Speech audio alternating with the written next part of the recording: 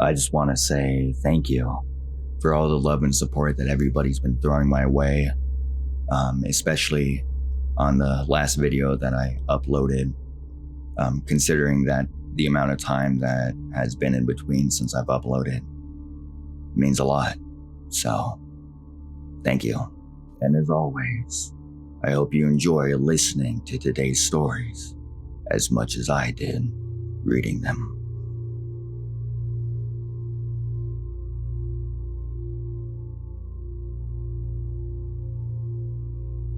I've had many paranormal experiences throughout my life, and even some unexplained experiences that make me question my own reality. If you want to hear more of my experiences, just let me know. I'm an open book.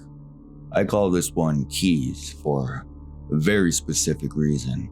When I was in high school, my longtime friend group would hang out regularly on the weekends. During one specific year, we used one house as our hangout spot. One member of the friend group had just moved into this house, and his mom let us do whatever we wanted. For the sake of his privacy, we can call him Dustin.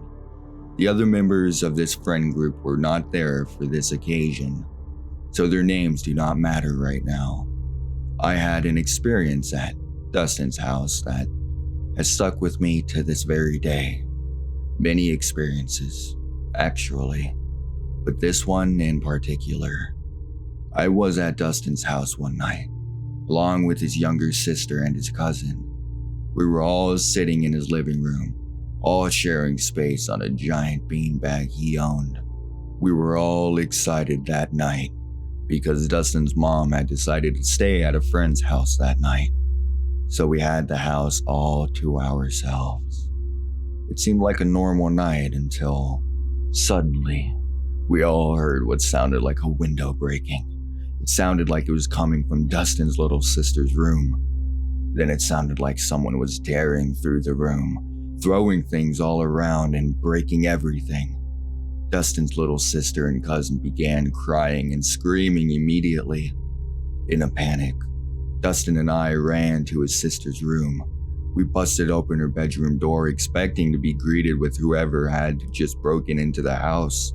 However, we were just greeted with a room that was completely clean.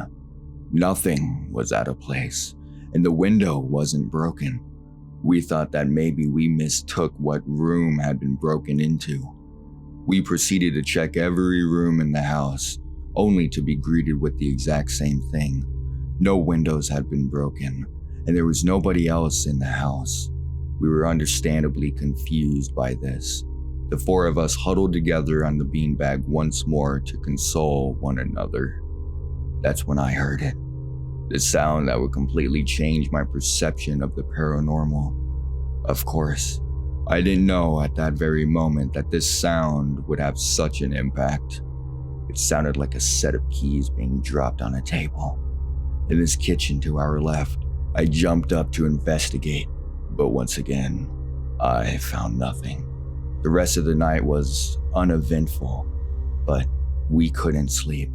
The next day, I told my mom about what happened.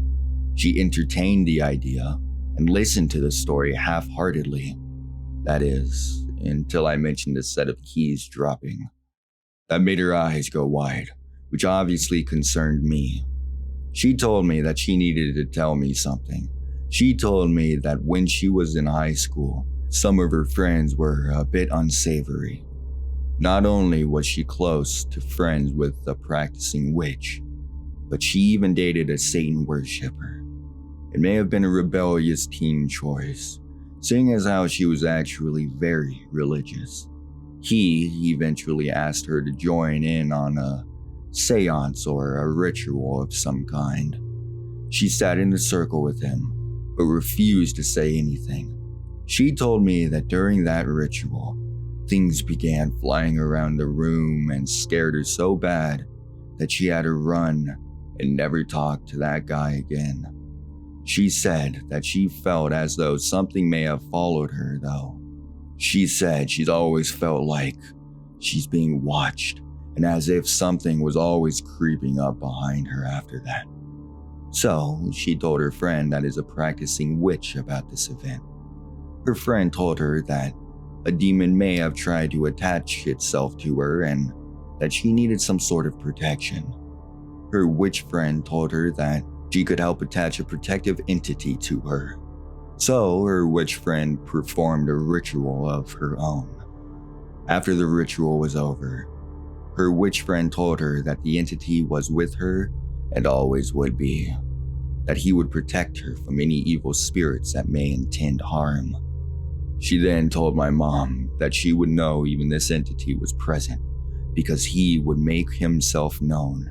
She said that you would know he was there if you heard the sound of keys jingling, and that is his name.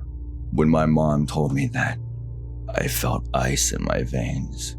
I obviously wondered if I had heard keys there that night at Dustin's. However, if he is attached to my mom, then why would I have heard him? Does he protect her and everything that belongs to her? I would ask if he's even real. It just seems like too scary of a coincidence. What could I have heard if it wasn't keys? Why did we all hear someone or something absolutely tearing Dustin's little sister's room apart, only to suddenly stop, with everything still in its place? Please let me know what you think.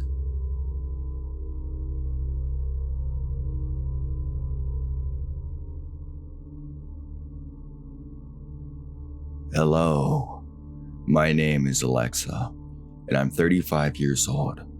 I've always been very sensitive to the paranormal, and I'm attracted to things both human and non-human. As long as I can remember, I have had many stories. This was not my first experience, but this stands out to me because of how it made me feel.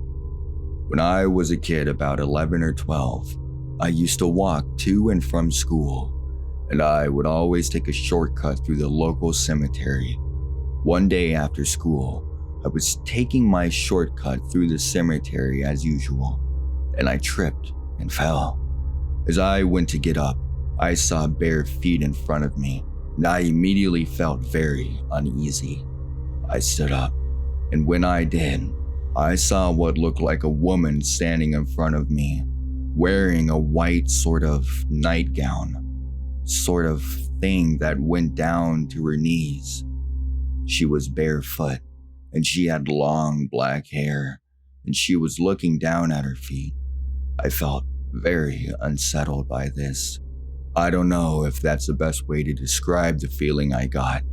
It wasn't like a feeling of immediate danger, more of a be very careful sort of feeling, if that makes any sense. I said hello, and she looked up at me, and that's when I noticed her eyes were blood red and looked very reptilian with vertical pupils. When she looked at me, it was sort of like she was looking through me. She then spoke and said that I needed to be more careful and that I needed to get home. Then she just disappeared. I never saw her again after that, and I have no idea what she was on about, but I somehow inherently knew that she could have easily hurt or even killed me if she wanted to, but she didn't. If any of you have any sort of idea what she could have been, please let me know.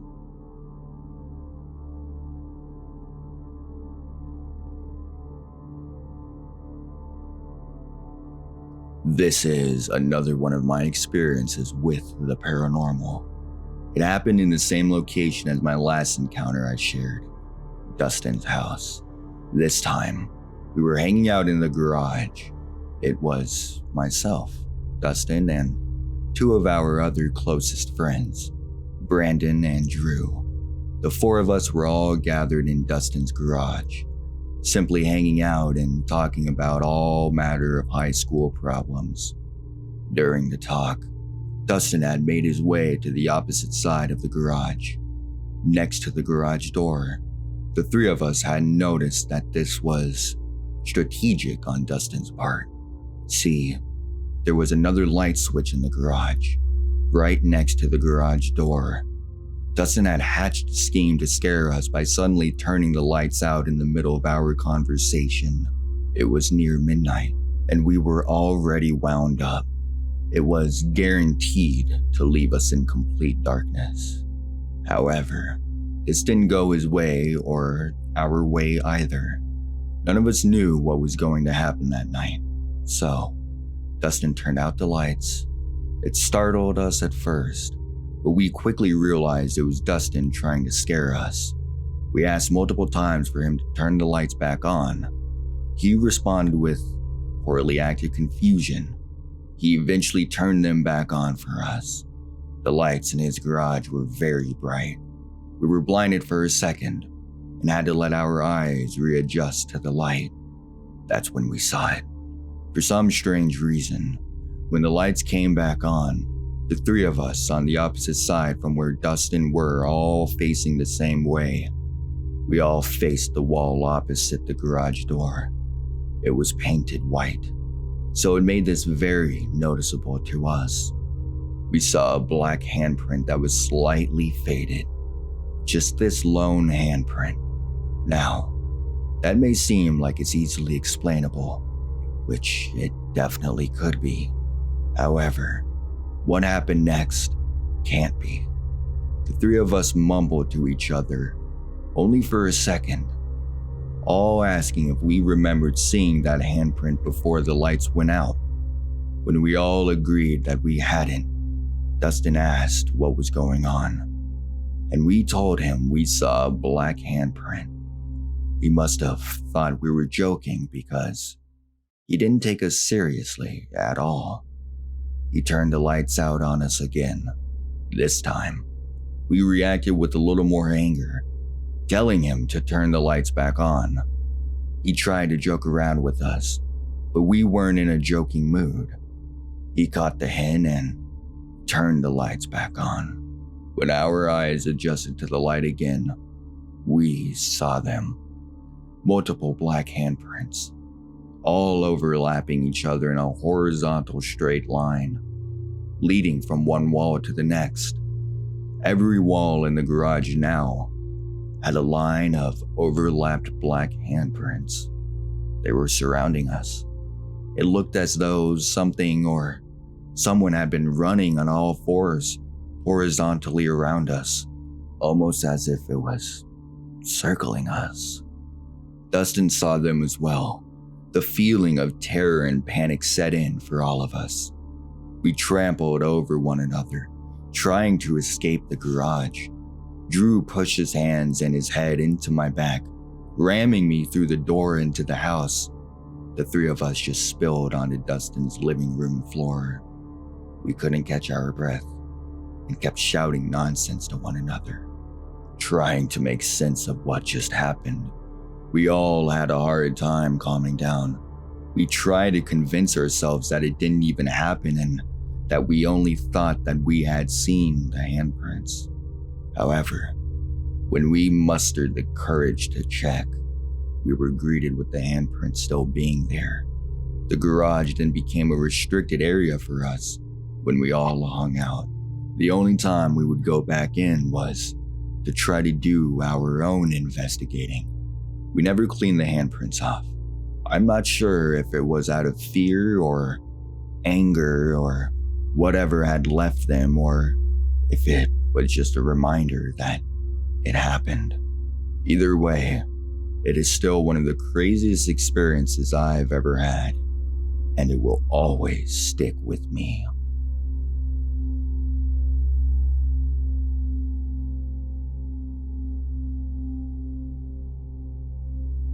My mom had my little brother when I was 9, and also met my dad around this time. Fast forward a bit, I'm around 10 or 11. My mom and I had recently moved in with my dad, and my little brother was still sleeping in a crib. My room was at the end of the hallway, and my brother's room was right next to mine. It was nighttime. I was doing God knows what in my room, and my brother was asleep in his. For whatever normal reason, I left my room. The hall light was on, and my brother's light was off, but his door was open. I walked right past, thinking nothing at first, but I saw something weird out of the corner of my eye. There was a rocking chair facing my brother's crib, and I thought I had seen the silhouette of a figure sitting, rocking, watching my little brother sleep. It was large, overweight looking, with a distinct flat top haircut, a very familiar silhouette. Of course, I did a double take, and it was gone. I was both perplexed and intrigued. Abandoning my previous mission, I walked to the attached garage where my parents were hanging out, and I opened the door. And looking at my parents, I said hi. The weirdest thing just happened. I think I just saw Papa in my brother's room, in the rocking chair. Of course, I thought they would chuckle and say that that's really weird, and we'd laugh a bit and I'd go to whatever 10-year-old me was doing.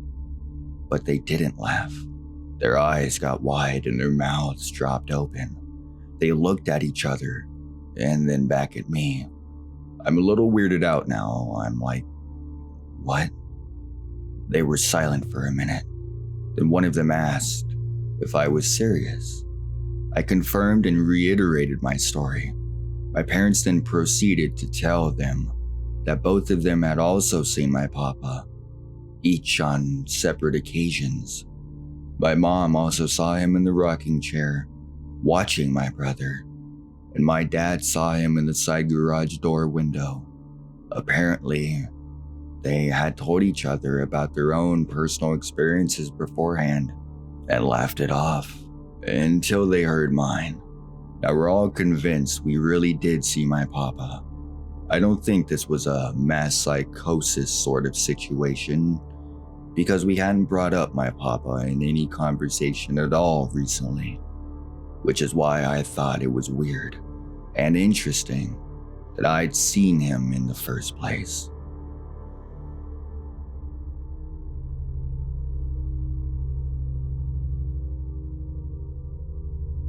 I haven't shared this story with a lot of people, mainly because I've just never been given the opportunity to bring it up. But me and my sister shared an experience that we will never forget. When I was around 7 and my sister was 9, my family moved into a house that was beside a huge cemetery. I'm talking thousands and thousands of bodies buried there, along with a mausoleum that had probably 100 or so people in it. You couldn't see our house from the road. It was hidden by the trees, so our driveway was long, and as you drove up our driveway, you could literally read headstones. It was convenient for my family at the time, because my dad worked at this cemetery as a gravedigger. As young kids, my sister and I weren't scared of this house or the cemetery. We hadn't really ever been exposed to the idea of paranormal things yet. We actually would spend a lot of time walking around the cemetery and the fountain that was there. We would also go visit our dad while he was at work, but my parents were kind of off-put about the house once we started living there. I remember them mentioning how there were holes in the corner of their rooms, like the previous owner had cameras in the house. But as kids, we didn't really get why that would be weird. My mom's mom lived with us at the time. We called her Nanny. She had strokes in the past and was kind of frail. She couldn't walk that well and needed assistance doing certain things. She was just really weak from her strokes. But at this point in her time, her mind was still sharp. My nanny's room and my sister's room were connected by a bathroom. One day, my parents went to the grocery shop and left us with my nanny to watch us. It probably wouldn't have been a good idea to do that, but my sister and I were pretty well behaved. We wouldn't do anything bad or give her a hard time. My sister and I were sitting in the middle of my sister's room playing on the floor. All of a sudden, the bathroom door that was closed started shaking violently, like someone was grabbing the doorknob and shaking as hard as they could. We immediately got up and went to see my nanny.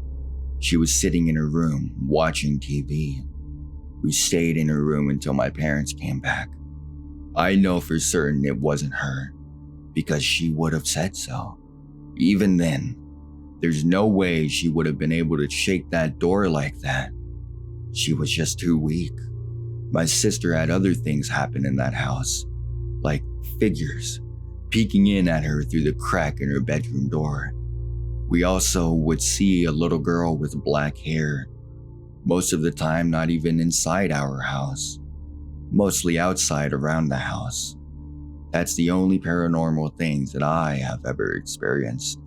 But to me, it's significant, especially because I wasn't the only one who witnessed it, and my nanny wasn't there to verify it wasn't her.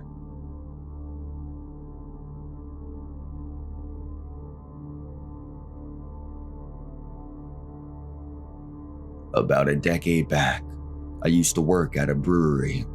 It was set in a pretty big and old building from the early 1900s. I worked there for a couple of years, and most of the time, it was pretty chill, but backbreaking at times. On my time working there, I had two experiences that I can only describe as supernatural. The first one, it was a particular late night, and I was tasked with closing up the hangar and loading docks. Closing it up was making sure that there wasn't anything obstructing where the trucks would park, stacking up any loose crates, turning the lights off and locking it all up.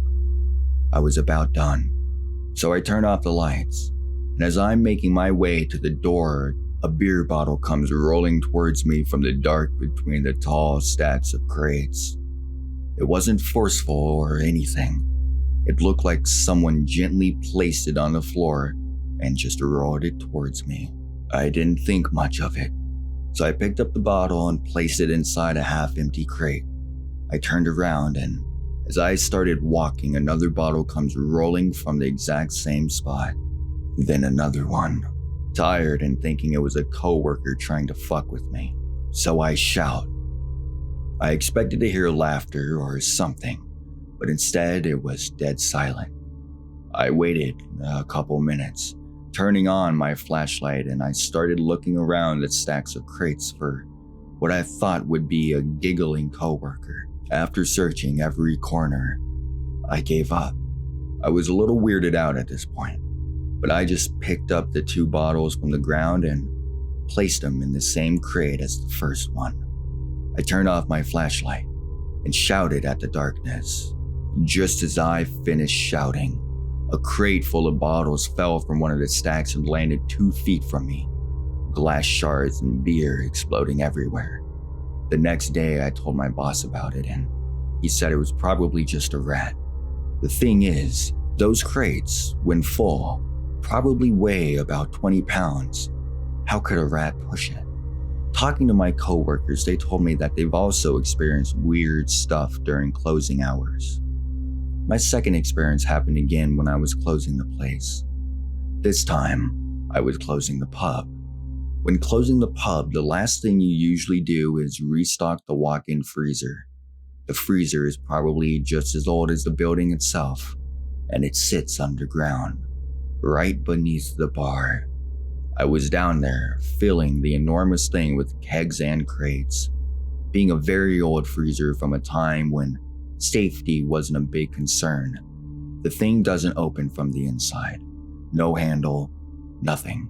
Just a flat, plain steel door. So I did what I always did when I had to go inside that thing. I put a keg securing the door open. I was halfway through the task when I hear the door slam shut. I rushed towards the door, but it's locked shut. I started pounding on it, but the only other person there was my boss in his office, the 2 floors above me. Probably with his door closed, I tried my phone, But since I'm locked underground inside a steel and lead box, I had no service. I was wearing only jeans and a t-shirt, so things were starting to get pretty chilly. My face was going numb, and my hands were getting stiff. I made a blanket out of cardboard, but it was doing very little keeping the cold at bay. The only reason I didn't freeze to death was because I had a date with a regular and she went there looking for me. She asked my boss where I was, and when he couldn't find me, he went to the basement and found me inside the freezer. I was there for about 45 minutes when he found me, and I was starting to consider writing a letter to my parents and drinking myself to sleep. My boss installed a chain to keep the door open after that, but I refused to ever walk into that death trap again. The weirdest part, the keg I had holding the door open was at the other side of the room when I got out. It was a full steel keg, not something that just slides away, let alone quietly.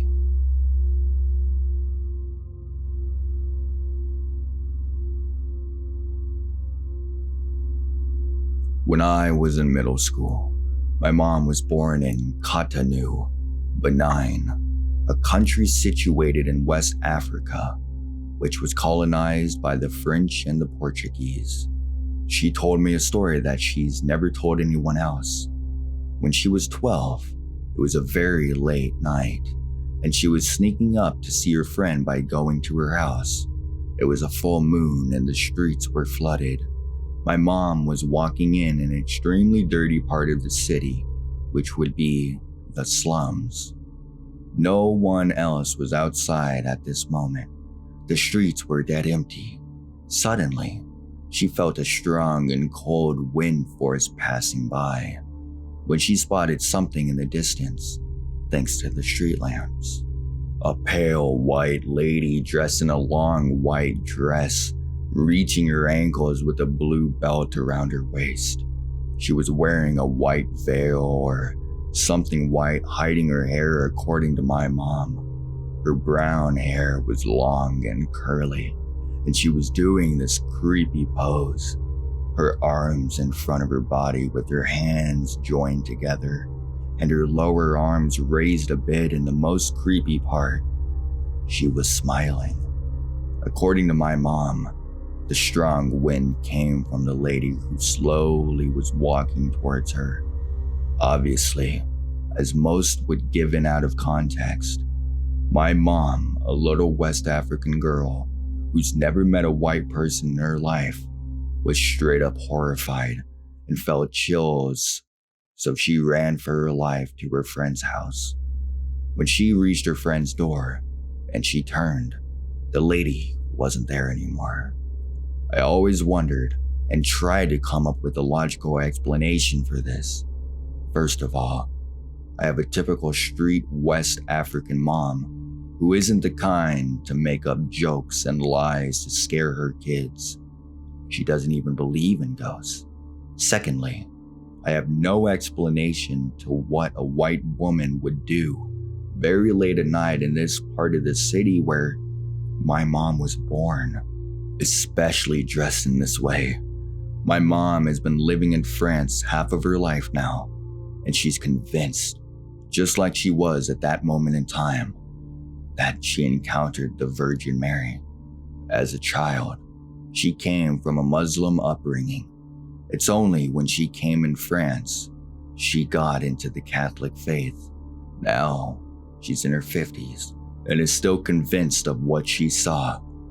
And I believe that is what she saw.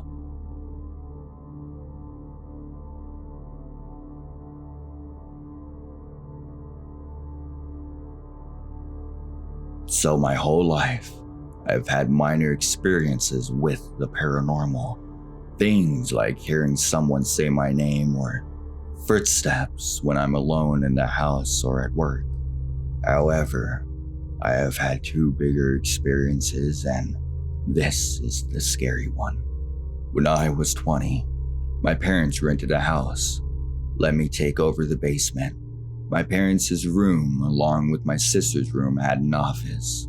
We were on the second floor with the living room. We had no issues when we first moved in or for the first few months, which I truly believe was because a friend of mine was staying with me in the basement. After she was kicked out of the house, she stayed with us only until she was able to get her own place. However, as soon as she left, I began waking up about 2 a.m. every night and seeing a dark shadow cross the room. At first, I thought maybe it was my eyes playing tricks on me, and I just tried to ignore it. Around this time though, I began to get a bad feeling down there and started spending more time upstairs when just hanging out at home.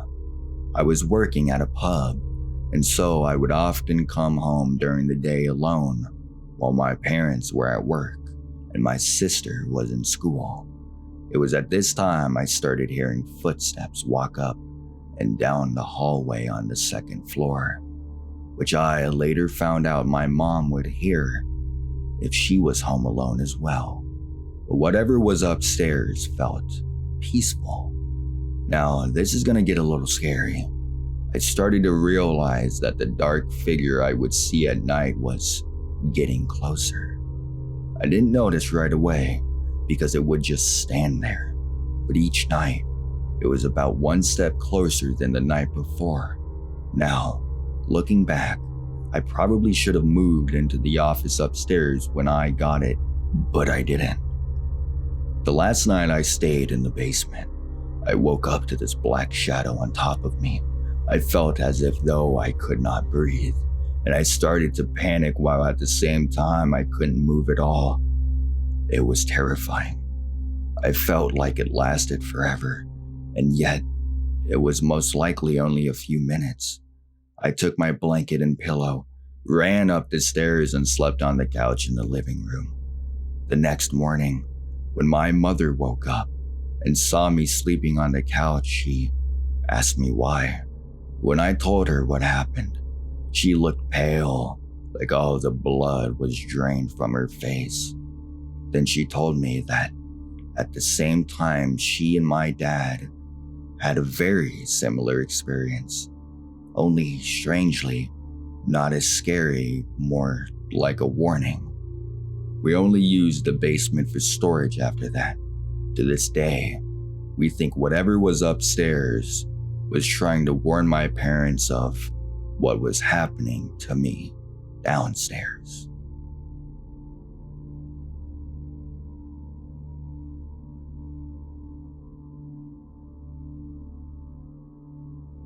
I have always been able to see spirits. As a kid, I would hear things in my childhood home, walking around, calling for me, while everyone else was asleep. My mother at one point saw a dark figure with red eyes and, in response, called some women from the church to come and cleanse the house. Now, that was just a few instances at my childhood home. What I've seen at my Nana's was way worse. When I was about 12, my parents split, and eventually we went to stay with my Nana for a while. I was brushing my teeth in the bathroom with the door open when I glanced over and saw a man's face right beside me staring at me. This obviously freaked me out since I was young, but my Nana had always just said it was my papa that died when I was 2. The strangest thing was, a few months ago, I was sitting in the living room with my cousin, waiting for his sister to come inside from the back porch to play some card games. She was out there for a while, so when I finally saw her walk past, I said something along the lines of, "Oh, there she is finally." I had figured she'd gone to her room to put her stuff away, but then the back door opened and she walked right in. I was completely freaked out. I had seen some strange things, but nothing like this before. I figured I was just seeing the house spirit, until a few nights ago the same thing happened with the same cousin. The room I'm staying in at my Nana's doesn't have a door on it, so I pinned up a throw blanket for some privacy. The blanket only covers half of the door, so I can still see people's legs as they walk by. The other night around 1:40 a.m., I was still up on my phone facing the wall. I rolled over, and as I did, I saw someone walking past quietly. It scared me a little, but since her room is right next to the one I'm in, it made sense. She probably had to use the bathroom. Not even 10 minutes later, I hear her open the door, and she walks past out of the bathroom. I called her and asked if she had just walked out, and she very sleepily said no. That's when I knew I hadn't seen her. I should also mention that she has been seeing something dark in this house standing over people while they sleep. One of the times was in my room. She also has seen a white spirit in my house as well.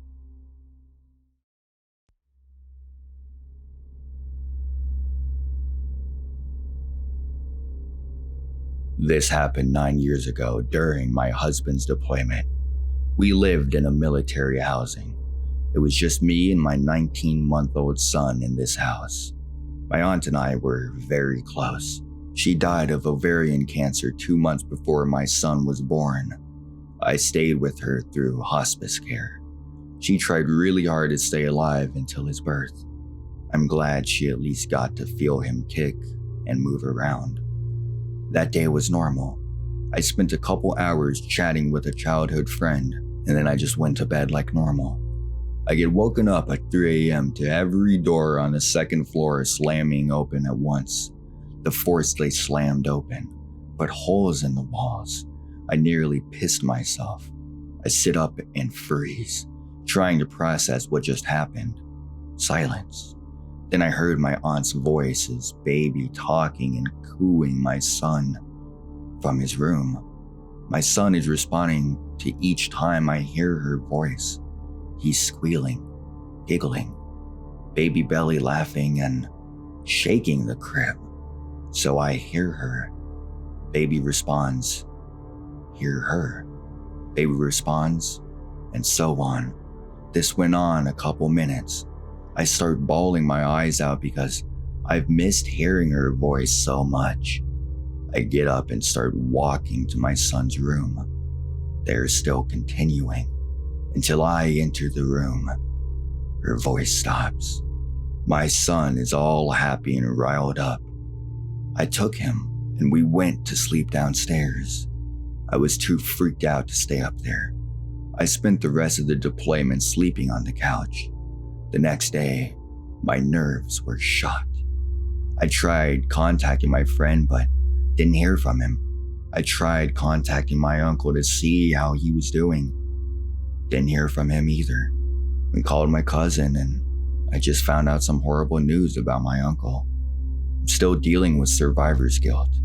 I patched the holes in the walls. That never happened again with the doors. I don't drink or do drugs. I've been in therapy and I have anxiety and depression, but nothing that causes delusions like that. I'm not into the new age spiritual stuff, so this was very strange for me. I like to think it was my aunt getting to meet my son. We named our second child after the friend that died. This was the weirdest and most personal paranormal experience I've ever had.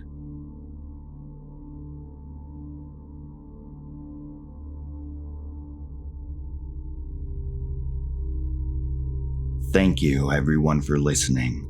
If your story was told, I'm glad I'm the one who could tell it. I appreciate all the love and support, and I hope you enjoyed today's stories as much as I did reading them.